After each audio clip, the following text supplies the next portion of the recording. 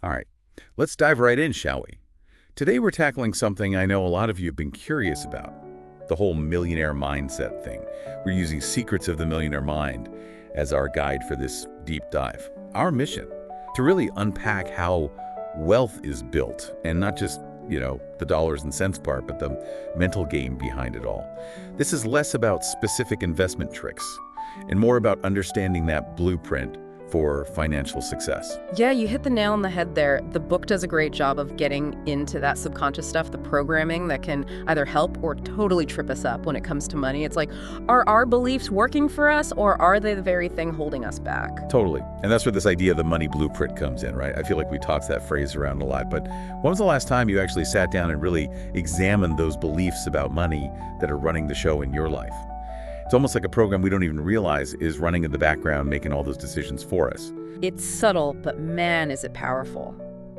The book argues that we start forming this blueprint early on, like way back in childhood. Those experiences we had, the messages we absorbed about money, success, all of that, it gets hardwired in. Oh, absolutely. Think about it. Mm-hmm. What were you hearing growing up about money? What did your parents or whoever raised you, what did they model for you when it came to finances? I remember my grandma always saying, money doesn't grow on trees. That one definitely stuck with me. And it's funny you mention that, because the book actually uses a pretty wild example to show how powerful this early programming can be, even when logically it doesn't make sense. They talk about lottery winners, folks who suddenly have more money than they ever dreamed of. You'd think all their financial worries would be over. Makes sense to me. Well, logically, yes, but studies show that a ton of lottery winners actually end up back where they started financially. Seriously. Yep. It's like they've got this internal financial thermostat that's set at a certain level of wealth, and even winning a giant pile of cash doesn't change that underlying setting. Huh. So it's like winning just magnifies whatever money patterns were already there, both good and bad. It brings those unconscious scripts to the surface. Exactly. So then, what's the answer? If it's not just about knowing the right budgeting tips or investment strategies, how do we actually shift that deep-seated money blueprint that's running the show? That's the million-dollar question, isn't it? The book's big emphasis is on addressing the roots, not just messing around with the fruits, so to speak. They use this analogy of a tree. Like, if you want to change the fruit it produces, you can't just stick different fruit on the branches. You got to go deeper, change the roots, the very foundation of the thing. I like that. And that's where they bring in this idea of the 4 quadrants of existence. Okay, this is where I need a little hand-holding. They talk about the physical, mental, emotional, and spiritual quadrants. Yeah. But how do those actually connect to our finances? Help me out here. All right, so picture this. The physical realm, and that includes our bank accounts, right? It's really just a reflection of what's happening in those other 3. The mental, emotional, and spiritual. So if we're feeling stuck financially, it's often a symptom of something deeper going on. I see. It's not just about the numbers, it's about our beliefs, our feelings, even our spiritual connection or lack thereof to money. I think there's a lot of wisdom in that. The book even says flat out, a lack of money is never a problem. It's a symptom of what's going on underneath. That really challenges how most of us think about our finances. We're so focused on the external stuff, the numbers, the strategies. But maybe what's equally important is that internal landscape. 100%. And according to the book, there are 3 main things shaping that internal landscape: verbal programming, modeling, and specific incidents. Let's unpack those a bit, starting with the verbal programming part, which is essentially all those messages we heard about money when we were kids. Those phrases, the words, they get lodged in our subconscious and start influencing our beliefs and even our emotional reactions to money later on. Yeah, think about the things your parents or guardians used to say. Yeah. Things like, we can't afford that, or money's the root of all evil. Or even just constantly hearing them argue about bills. No wonder so many of us have this tangled up relationship with money. It's like those messages become these automatic scripts running in the background, messing with how we think and feel about it. The book uses this hilarious anecdote to really drive that point home. It's about this woman who cuts the ends off the ham before she cooks it. And when someone asks her why, she's like, well, my mother always did it that way. And so they ask her mom, who says, oh, I learned it from my mother. It goes all the way back to the grandmother, who finally explains, I had to cut the ends off because my pan was too small. Oh, I love that. It's funny, but it makes you wonder, what money habits have we inherited without even questioning where they came from? You've got me thinking now. What if our money blueprint is based on outdated info or limiting beliefs that aren't even true anymore? Okay, I'm also curious about this idea of modeling, the second big influence. Right. So modeling is about what we observed growing up. It wasn't just what our parents said about money, but what they did. Their financial habits, how they acted around money, their whole attitude towards wealth. We were like sponges soaking it all up, mostly unconsciously. And then we turn around and replicate those patterns, for better or worse, huh? Sadly, yeah. And the author gets real vulnerable, sharing how his own upbringing ended up shaping his financial patterns later in life. His dad's generosity, for example, was tied to his financial success. When things were good, he was super generous, handing out money left and right. But when things were tight, watch out. That sounds rough. And it makes sense that this inconsistency could create a feeling of insecurity around money, like it's not stable or reliable. And the author actually talks about how this played out in his life. He'd make a fortune, lose it, make it again, lose it again. A total roller coaster. Oh, wow. It goes to show that even folks who seem to have it all figured out, we all have our baggage, right? Totally. And it's not always about directly copying our parents either, is it? Sometimes it's about becoming the opposite of them, almost like a rebellion or a need to prove something. That I'll show them energy. But as the book points out, that can backfire too. How? Because if all that anger and resentment gets tied up with money itself, you might achieve success, but there's no real happiness there. Those negative feelings are still linked to wealth in your mind. It becomes a self-sabotage loop. Interesting. So it's not just about our relationship with our parents, it's our relationship with money itself, the stories we're telling ourselves about what it means to be wealthy. It's about untangling those emotional knots so we can have a healthier, more empowered relationship with money. Okay, and then there's the third piece of the puzzle, the specific incidents. Right. These are those powerful emotional moments around money, often from when we were kids, that leave a mark on our subconscious. They might seem small on the surface, but they can end up shaping our money habits for years to come. Wild, huh? The author tells this story about his wife. When she was a kid, whenever she wanted ice cream from the ice cream truck, her mom would always say, "Sorry, honey, I don't have any money. Go ask your dad." It's amazing how these seemingly tiny moments can create such strong associations. Makes me think about all those times I was told no as a kid when it came to money, or even just witnessing fights about it. No wonder those experiences shape our beliefs, even if we weren't aware of it at the time.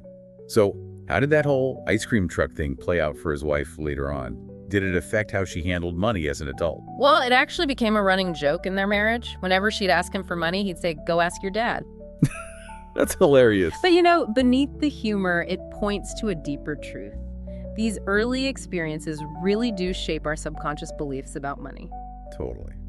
Okay, so we've been unpacking how this money blueprint gets formed, but I'm sure folks are wondering, what can we actually do about it?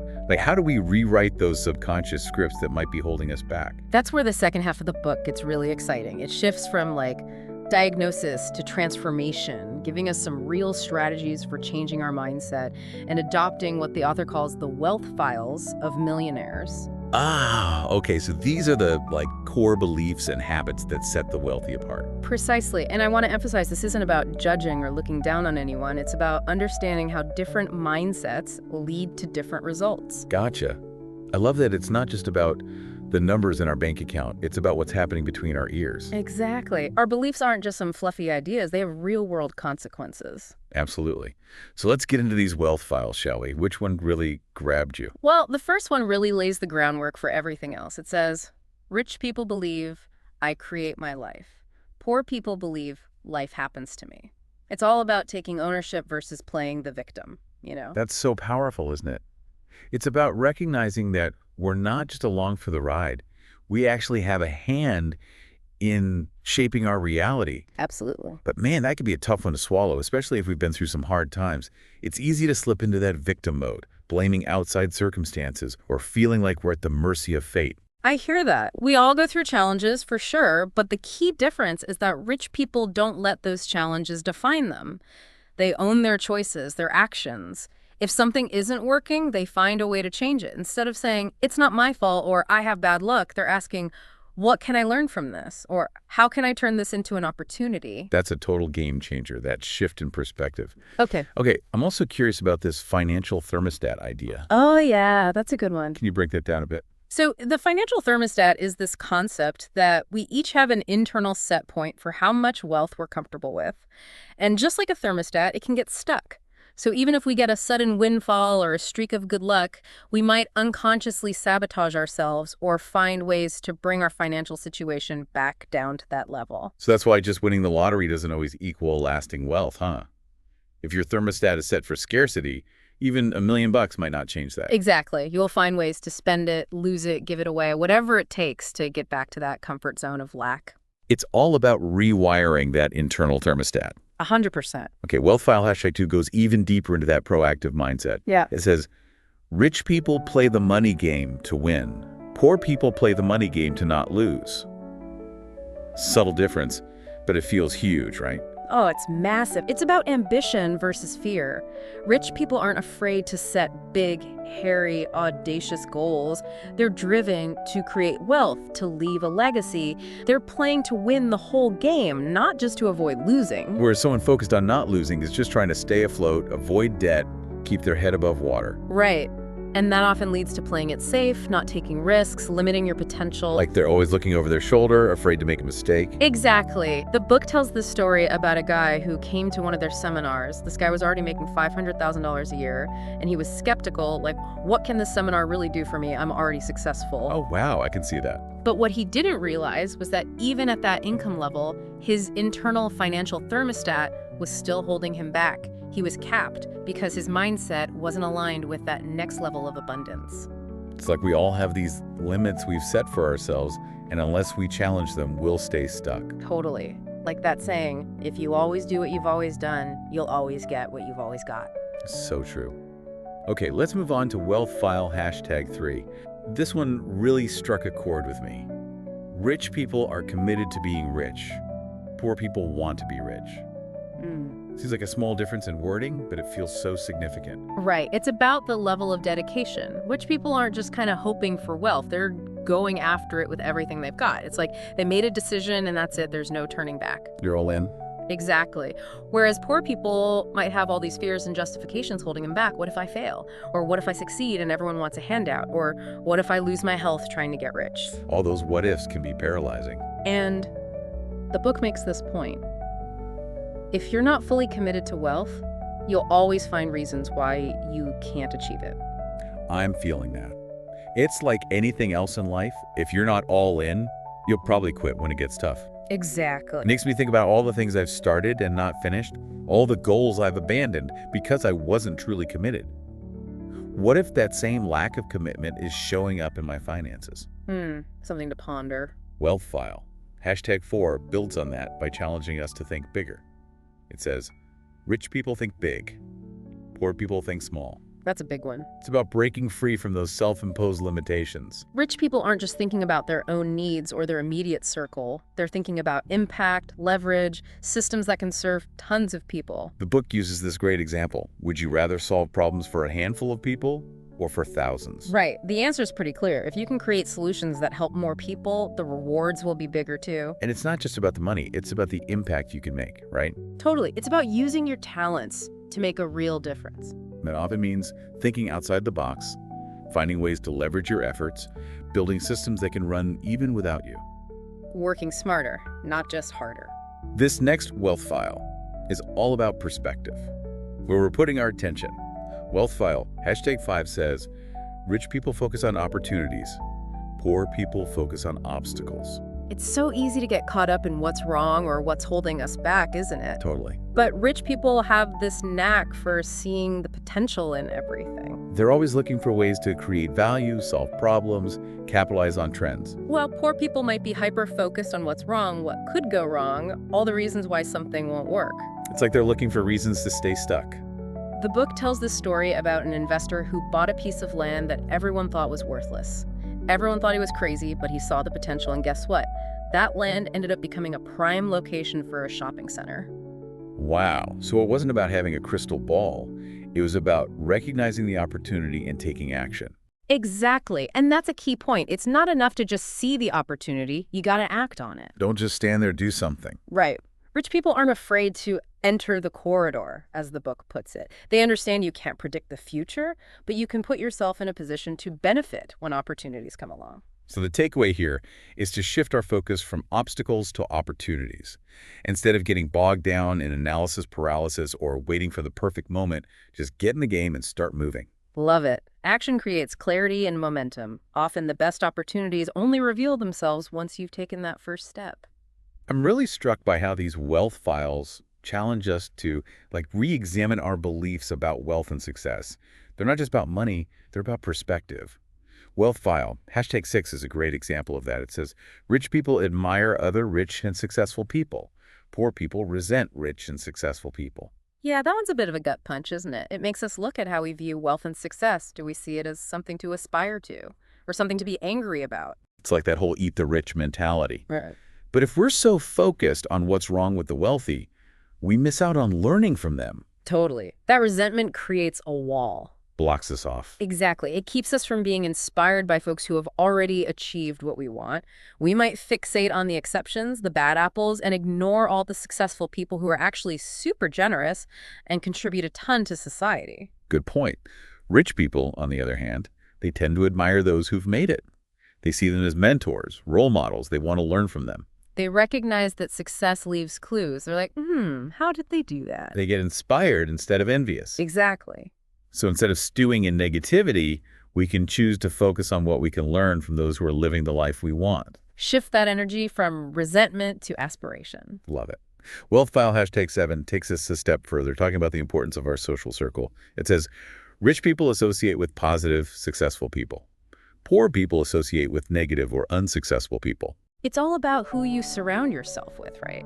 Your environment has a huge impact. We've all heard that saying, you're the average of the 5 people you spend the most time with. And the book actually cites research to back that up.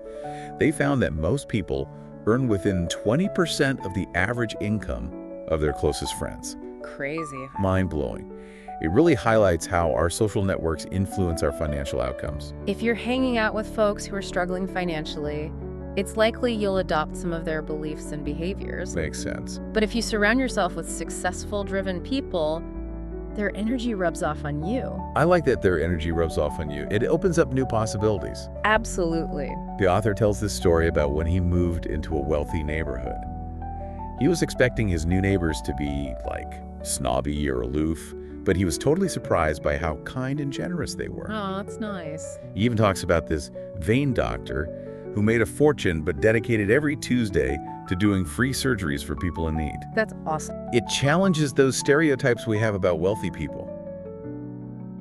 It's easy to think all rich people are greedy or selfish, but that's just not true. Right. There are plenty of wealthy people who are incredibly generous and use their money to make a difference. Okay, Wealth File #8 might be a tough one for some folks, especially those of us who are a bit more introverted. It says, rich people are willing to promote themselves and their value. Poor people think negatively about selling and promotion. Yeah, that one can trigger some deep-seated beliefs. We've all probably heard those messages growing up. Don't brag, or it's not polite to talk about money. And that can make it really hard to put ourselves out there. Absolutely. It can feel icky to sell ourselves. But the reality is, if we don't promote ourselves, no one else will. And it's not about being arrogant or pushy. It's about recognizing your worth and sharing your gifts with the world. It's if you truly believe in what you offer, you kind of owe it to the world to share it. Exactly. And the book talks about those common fears around promotion, like fear of rejection, feeling unworthy, thinking it's somehow beneath you to sell. We all have those. But here's the thing. We're always selling ourselves, whether we realize it or not. We're selling our ideas, our skills, even our personalities. It's about becoming conscious of that process and doing it authentically. Okay, let's talk about Wealth File #9. Rich people are bigger than their problems. Poor people are smaller than their problems. It's about resilience, isn't it? Totally. It's not that rich people don't have problems. It's that they don't let those problems run the show. They see them as temporary setbacks, not insurmountable obstacles. It's about choosing how we respond to challenges. Do we shrink back or do we rise to the occasion? They talk about growing yourself to be able to handle bigger challenges and responsibilities. If you're a level 2 person facing a level 5 problem, it's going to feel overwhelming. But if you can grow yourself to become a level 8 person, that same level 5 problem suddenly feels manageable. I love that. You've got to level up. They even have this funny exercise in their seminar where they have people point to themselves and yell, "Mini-me, mini-me, mini-me." whenever they're feeling overwhelmed. Sounds silly, but I bet it works. It's a way to remind ourselves that we're often making ourselves smaller than we need to be. Giving our power away to the problem. Yep. Okay, wealth file. #10 brings up a really interesting concept. Rich people are excellent receivers. Poor people are poor receivers. Ooh, that's a good one. It's about our ability to accept abundance, isn't it? Yes. And it challenges that idea that giving is somehow better than receiving. Like it's more noble or something. Right. But the truth is, giving and receiving are two sides of the same coin. Gotta have both. Exactly. They have to be in balance. Poor people often have blocks around receiving. They might feel unworthy or guilty about accepting gifts or money. And those beliefs create a self-fulfilling prophecy. If you're not open to receiving, you'll block the flow of abundance. It's like you're trying to fill a tiny teacup with a gallon of water. You can only receive as much as you can hold. Exactly. So the key is to expand your capacity to receive. Practice gratitude. Celebrate your wins. Allow yourself to be pampered. Yes. Wealth file, #11 shifts gears a bit, focusing on how we earn our income. It says, rich people choose to get paid based on results. Poor people choose to get paid based on time. It's about breaking free from the traditional 9 to 5, right? Yeah. Trading your time for money puts a limit on your income potential. There are only so many hours in a day. They use this analogy of a pen business versus a massage therapist. If you get a huge order for pens, you can just scale up production. But if you're a massage therapist, you're limited by how many massages you can personally give. You're stuck. Exactly. So the key is to find ways to leverage your time and efforts. Like through commission-based sales, network marketing, or starting a business. Yep. It's about creating systems that generate income even when you're not directly involved. Passive income streams. Make that money work for you. Absolutely. And it's funny, they talk about the conditioning we got as kids. Like when we needed money, our parents would say, go get a job. They never said, go create some passive income streams. Totally. It's about reprogramming our thinking. We have to break free from that old paradigm that equates hard work with financial reward. All right, wealth file. #12 tackles a big one. Fear. It says, rich people act in spite of fear. Poor people let fear stop them. Fear is a part of life, but it doesn't have to control us. Rich people have that courage to take action even when they're scared. They understand that fear can actually be a sign that you're on the right track, like you're stretching yourself, growing. They have this great equation, CZ equals your wealth zone. Meaning, if you want to expand your financial potential, you got to expand your comfort zone. They do this crazy arrow breaking exercise in their seminar. People literally have to break a wooden arrow with their throat. Wow, that's intense. It's a dramatic example, but it shows how powerful it can be to overcome those mental barriers. And last but not least, wealth file, #17, focuses on continuous learning. It says, rich people constantly learn and grow. Poor people think they already know. That's so important, especially in today's world where things are changing so rapidly. If you're not learning, you're falling behind. Rich people get that. They're lifelong learners, always seeking out new knowledge, new skills, new perspectives. They surround themselves with mentors and experts, and they're not afraid to invest in their own education. It's about having that student mindset, always being open to learning and growing. So we've covered all 17 wealth files from Secrets of the Millionaire Mind. And I think the big takeaway here is that wealth isn't about luck. It's about mindset. It's about cultivating those beliefs, habits, and actions that support financial success. Absolutely. It's about taking control of our financial destiny. I love that. It's empowering. It is. And now that we've explored these wealth files, I encourage everyone listening to think about which one resonated with you the most. Which one could make the biggest difference in your life right now? Pick one and commit to putting it into action this week. See what happens when you start shifting your mindset. Even small changes can create big results. Absolutely. This has been an amazing deep dive. I agree. Thanks for having me. Thanks for joining us, everyone. Until next time.